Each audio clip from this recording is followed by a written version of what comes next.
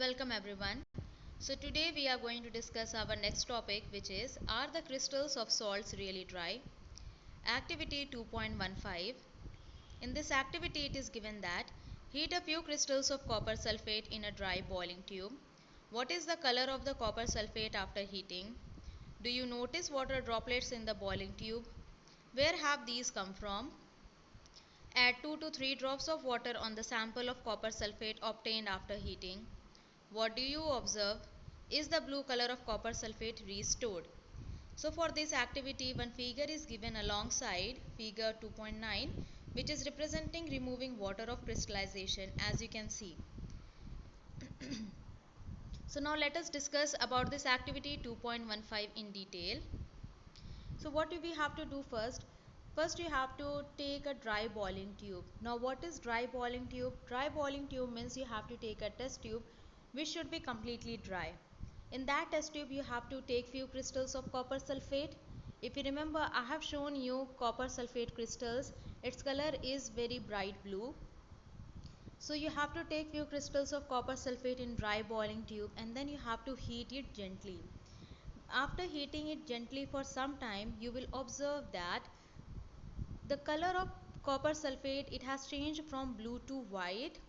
And also the second observation, you will find that on the inner side of the test tube some water droplets appeared. So this first question which is asked is, what is the color of the copper sulfate after heating? The color of the copper sulfate after heating, it has changed from blue to white.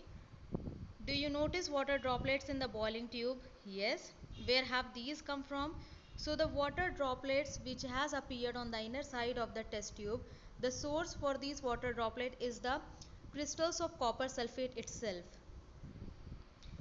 Add 2 to 3 drops of water on the sample of copper sulfate obtained after heating.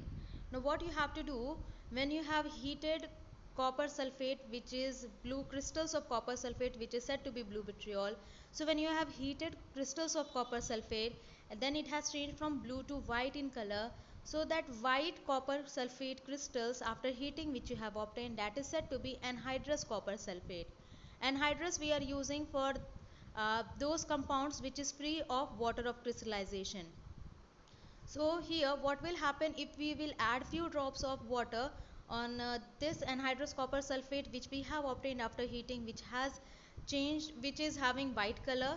So on adding few drops of water on the white color of copper sulfate, the copper sulfate will again restore its color. That means copper sulfate from white, it will again change to blue.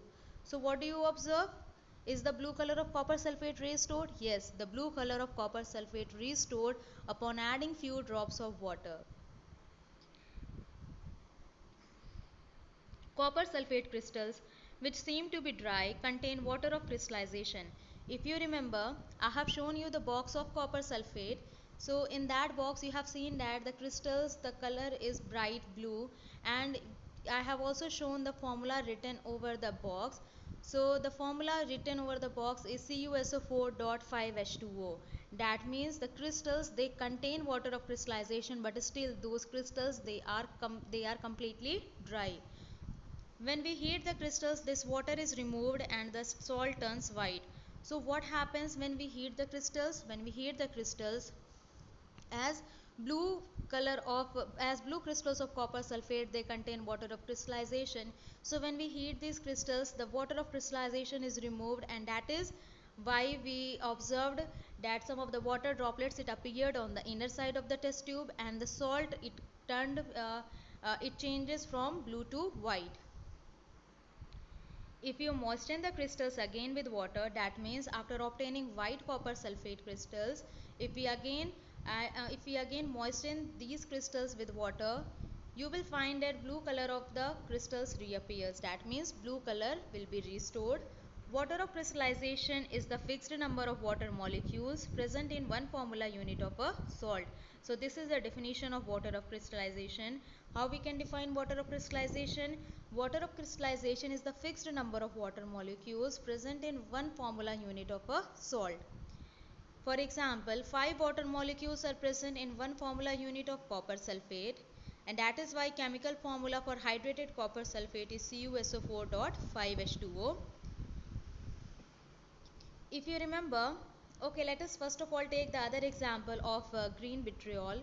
So for green vitriol, its chemical formula is FeSO4.7H2O. So what does this mean? It means that 7 water molecules are present in one formula unit of ferrous sulfate in case of green vitriol. So that is why chemical formula for hydrated ferrous sulfate becomes FeSO4.7H2O. If you remember, I have told you about formula unit in 9th standard. We discussed about molecular mass and formula unit mass. In that I told you the meaning of molecule and the meaning of formula unit, that where we are using molecule and where we are using formula unit. So if you don't remember, then I am just telling you some of the important points. So molecule we are using for covalent compounds, that means the particles with which covalent compounds are made up of, they are said to be molecules. And formula unit we are saying in case of ionic compounds. So you can consider that formula unit is equivalent to molecule, but formula unit we are using in case of ionic compound. In case of ionic compound we are not using molecule.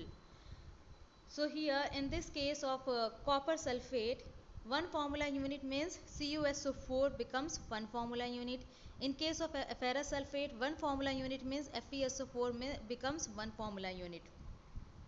So it means that how we can understand water of crystallization, CuSO4 is one formula unit. So with this one formula unit, how many number of water molecules are attached? 5 water molecules are attached. So what is the number of water of crystallization present in blue vitriol?